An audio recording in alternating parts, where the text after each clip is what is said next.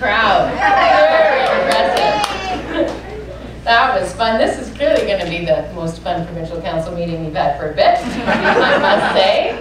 Almost as many people as we had out in Calgary. Bit of a competition going on. So it is truly so wonderful to see all of you out here today. It is such an amazing time to be in Alberta's NDP in this province today.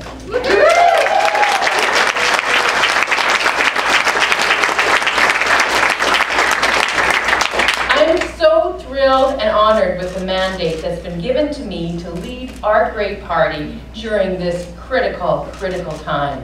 And I want to begin just once again to say a huge thank you to Brian Mason, who has done such an amazing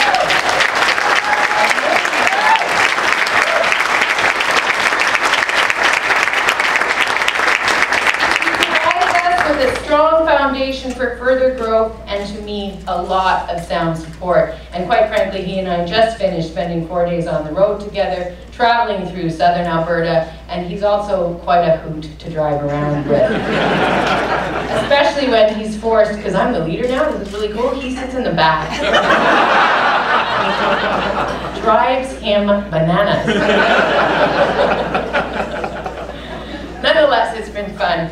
I also want to salute my caucus colleagues. First of all, David Egan, thank you for that absolutely wonderful introduction.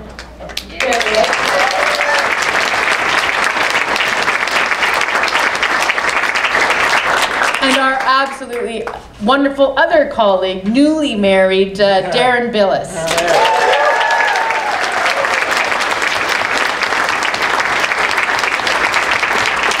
For those of us friends in the room, I should let you know that I have taken to calling him Mr. DeFazio, because that's his wife's maiden name, but you know, you can go either way on it, but I just feel the need to make a point. Either way, I can tell you that your MLAs have been doing incredibly important work. They are sharp critics of this out-of-touch government and fierce advocates for our social democratic values and for their constituents, both inside and outside of the Assembly.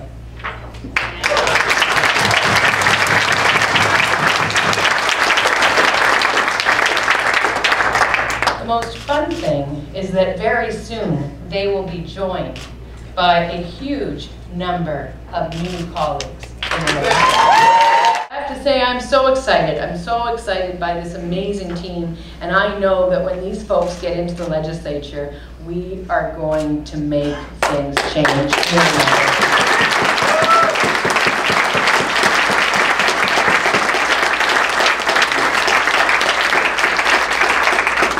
Friends, we are at an important crossroads for Alberta and for Alberta families and communities. The inevitable has occurred, and oil prices are way down. And we know that that's going to impact a lot of things for us all. Albertans are concerned about the impacts, and we share that concern, and we are working to address that situation.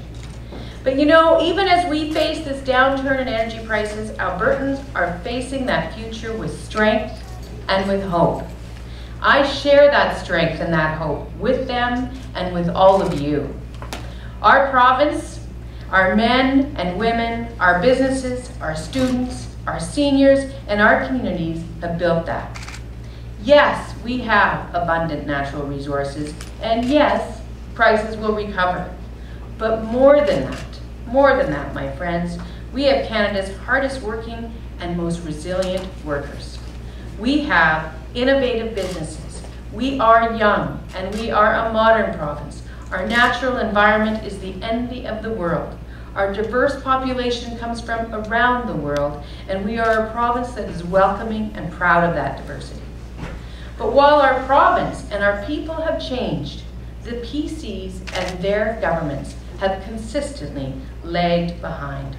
And never has that been more evident than just right now. It is evident in social issues.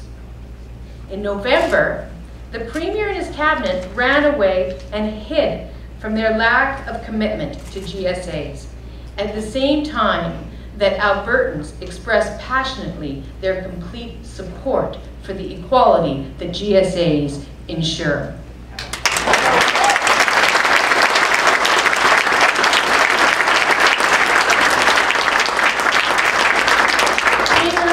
And his education minister, Gordon Dirks, have been in hiding ever since, until simply just last week. At that point, Mr. Prentice finally emerged to say that he will have a solution before the Assembly sits. Now, we're not given any hints about what that solution will look like, but what it does mean is that it will not involve the force of law if it happens outside of the legislature. Well, I think I can say and agree with all of you that we know all too well what PC solutions that are not in legislation look like. And I cannot accept that this will be any different. In Alberta, we need legislation providing for and protecting gay-straight alliances in every school where a child wants one, and we need to show that Albertans mean business on this issue of equality.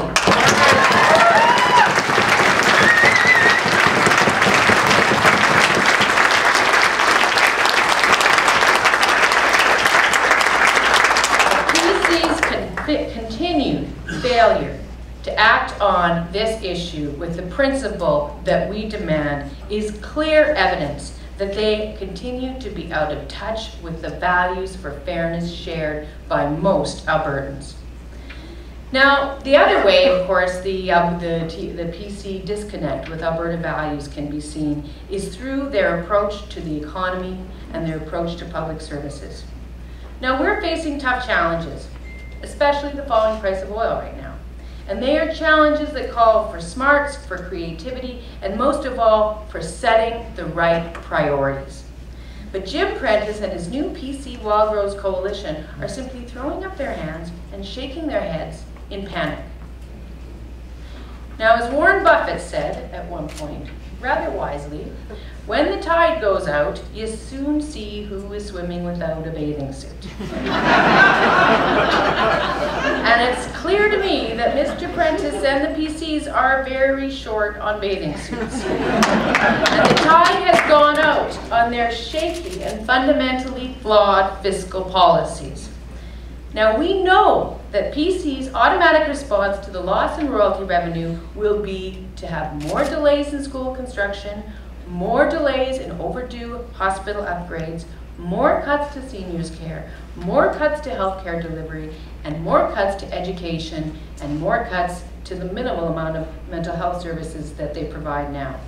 They'll have more sneaky tuition fee hikes in skills and training, and they'll just engage in more and more clawbacks from things that matter to regular Albertans each and every day.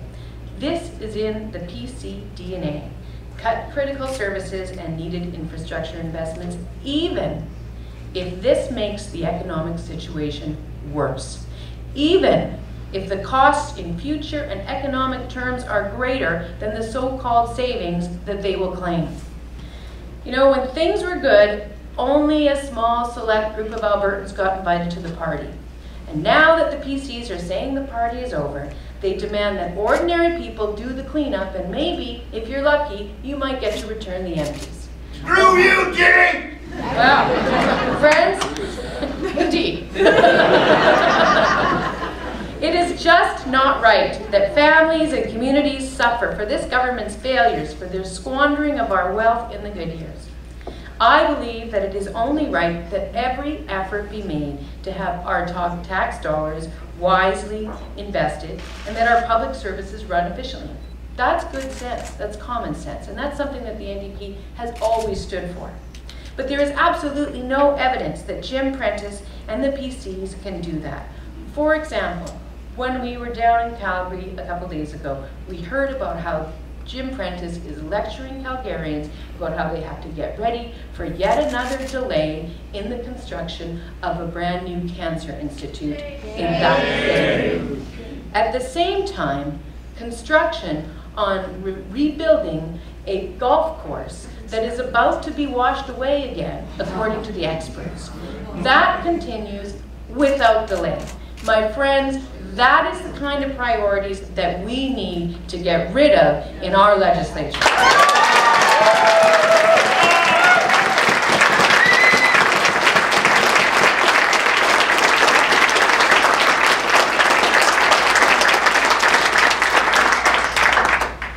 But you know, this kind of problem with priorities, it isn't new, my friends. We're all too familiar with these wrong priorities of Jim Prentice and the PCs.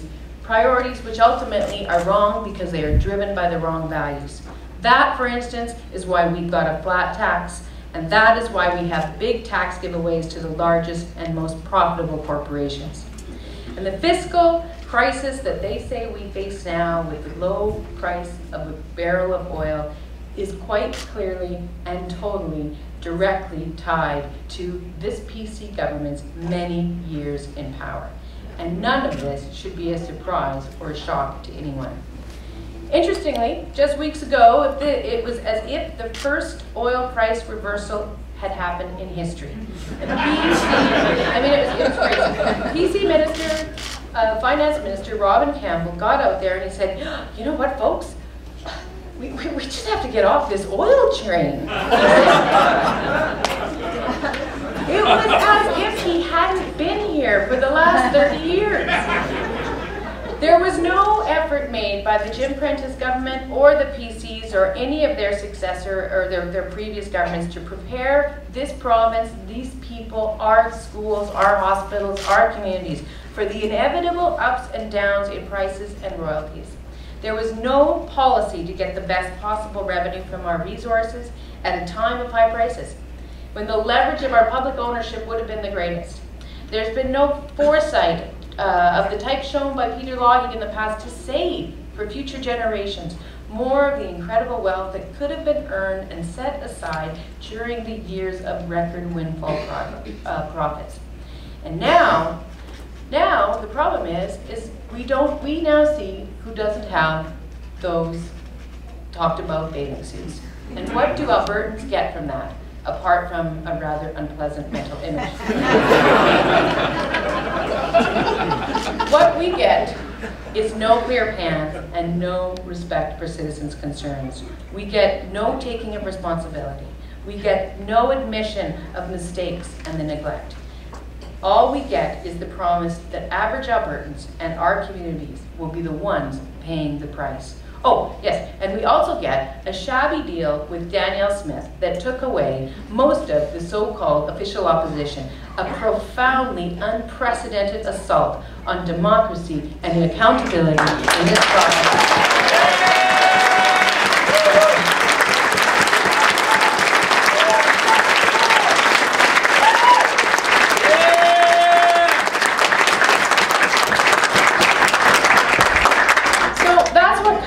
After 43 years in power, arrogance and then neglect and always denial. So with no contingency and plan in place, what we're getting instead is a flood of trial balloons from Mr. Prentice, all part of the effort to see how the PCs might be able to save their political hides. First, we're told there'll be no sales tax. Then we're told there might be a sales tax. First, we're told that he's not going to touch the flat tax. Then we're told, well, you know, it might be possible to, you know, it occurred to me just now that the flat tax may have been a bit hard on working people. Really. We've been saying that for almost 15 years, and if you'd spoken to a working person before now, he would know that already.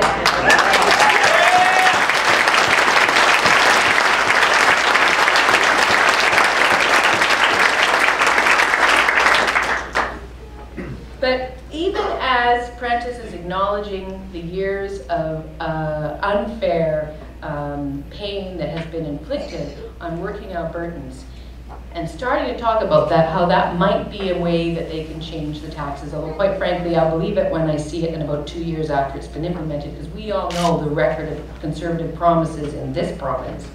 Even with that, in another effort to divert attention from their record of mistaken priorities and reckless policies, Jim Prentice has now chosen to make scapegoats out of our teachers, our nurses, our highway workers, our hospital janitors, our education assistants, and all those other public sector workers who deliver our important services.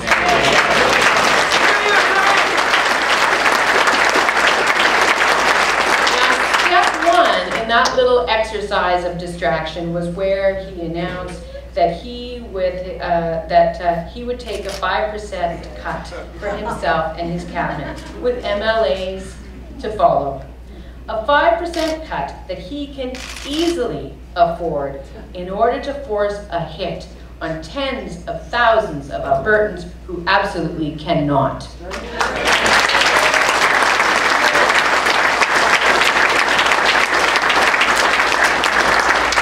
Announced that the NDP caucus will not vote against that 5% cut in our salaries, not because we think this political gimmick deserves support, but rather because we think the opposite is true. We will not allow Jim Prentice to avoid debating his attack on working people by hiding behind the smokescreen of MLA salaries.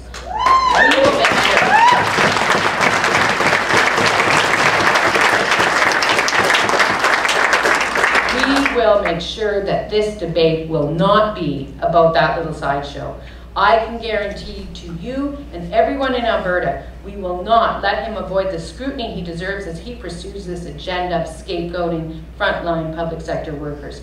This is simply wrong. It is not a solution to the problems that this PC government has created. We will not put up with this effort to mislead, to sow conflict, to tear up legal contracts that the government itself has negotiated and signed.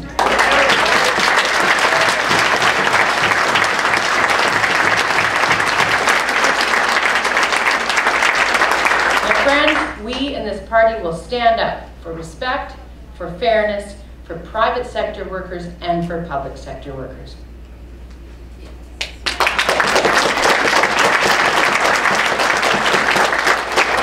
So my suggestion is that Mr. Prentice should park his spin doctors.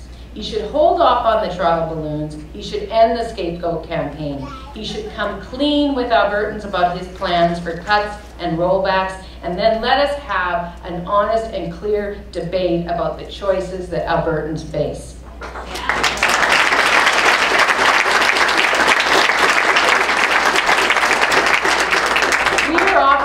The choice for the right priorities, for a better future for families here in Edmonton and also in Red Deer, in Canmore, in Calgary, in Medicine Hat, in Lethbridge, in Fort McMurray, and Fort McKay.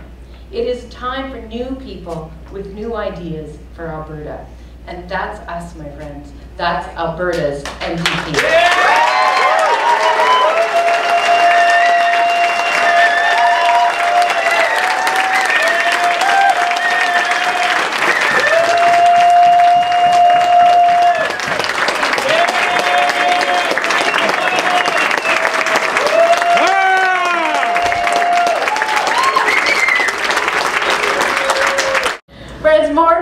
As I travel across this beautiful province that I love and I know that you love so very much, I'm seeing that this time many more Albertans are joining with us. They're joining with us to protect our health and our education. They're joining with us to protect the services that matter to them and their families and their neighbors and their communities. They're joining with us to fight for smart investments in infrastructure that protect jobs and that protect patient care and students' education and seniors' homes. Infrastructure that we need for our future economic and social security, and also infrastructure that we need now to keep construction workers and engineering firms working as our energy sector slows down. Yes.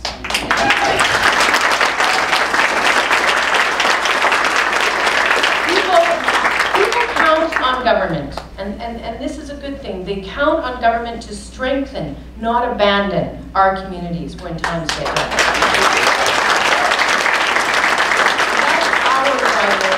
That's our priority, and it's the right priority.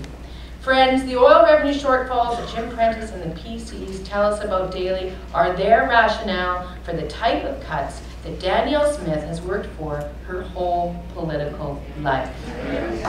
And as we know, she's finally there. She finally will have the chance to help implement those wrong-headed policies as part of Jim Prentice's new PC Wild Rose team. Now, we have an arrogant and entitled PC government that's been in power for 43 years, and now we have most of the official opposition enticed by Mr. Prentice to join the PCs.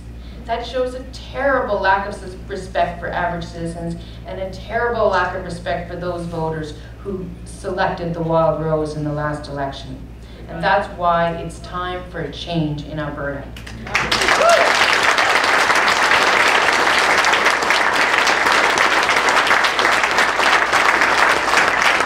We need to get onto a better path based on the right priorities and the right values. A modern-day Alberta deserves a modern-day government.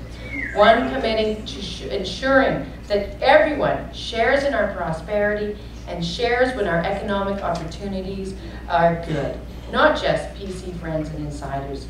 Working people, new Canadians, middle-class families, students, seniors, Indigenous peoples, small businesses, family farmers, all these Albertans deserve a fair opportunity to share in the future of our province.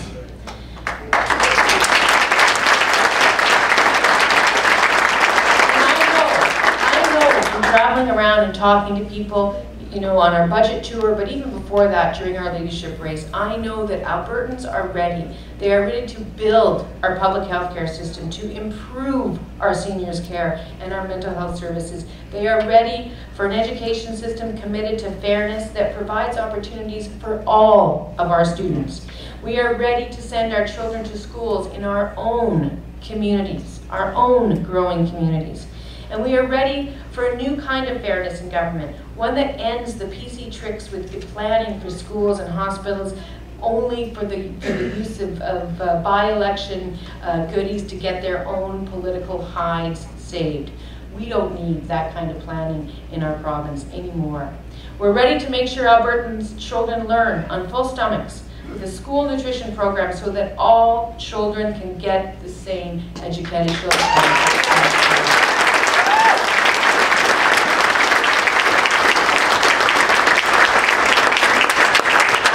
And we are ready to plan now to gain greater benefit from the resources that we all own. That means more resources here with more jobs. And that means that when prices come back, selling our resources for the best price possible.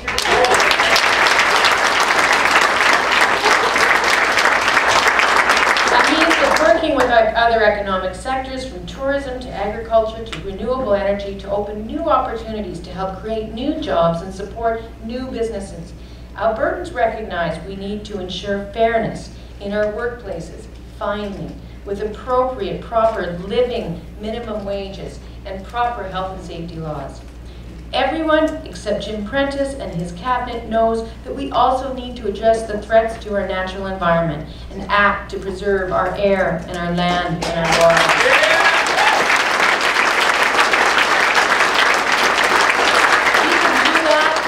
We can do that to protect jobs, but we can do that in a way that brings new economic opportunities and jobs with it, which we have already seen occur in so many more forward-looking jurisdictions across the world.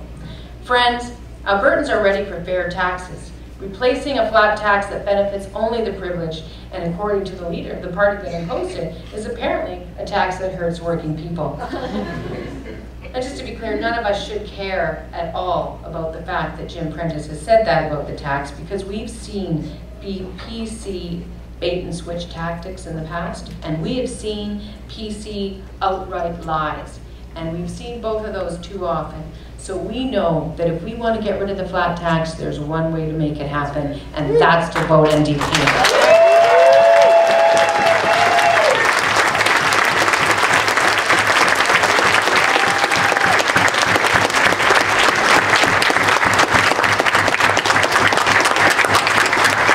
My friends, these are the modern-day values of Albertans. These are our priorities. And we will stand with Albertans to make sure that fairness comes first, whatever comes from the PCs. That is the right thing, and that is my top priority. In closing, Yes, it is fun. In closing, I just want to remind everyone that in 2012, Albertans gave the Conservatives a chance to form a progressive, moderate, responsive government. They gave the Conservatives one more pass to get out of jail free. And what did Albertans get after that act of trust? A tax on pensions, a tax on universities, a tax on crowded schools, broken promises, and healthcare privatization. Oh, yes, and the wild rose sitting in cabinet. I bet it's going to happen before the election. So now, after all that, they're taking the time to soften us up for even more and deeper cuts in services. The standard knee-jerk response of the Tories for time immemorial. This after squandering our wealth in the good times. Friends, we cannot let the Conservatives, with Jim Prentice and Danielle Smith, get away with another charade like the last election. We're standing with Albertans who want fairness and want protection for the things that matter to them and their families. We're standing with Albertans who are sick and tired of an out-of-touch PC government, and we're standing up for the right priorities, for fairness. And we are working hard to make things a bit easier for everyday families, not harder. We're reaching out to people from all walks of life in all regions of our province, from previously different political homes. We want to help realize the opportunities we have to build a bright future here for today's parents, grandparents, for our kids, and for their kids. Friends, we have a great province. We have great people. Let us all stand together and make it even better for all those Alberta families who want a voice, the voice of Alberta's New Democrats. Thank you.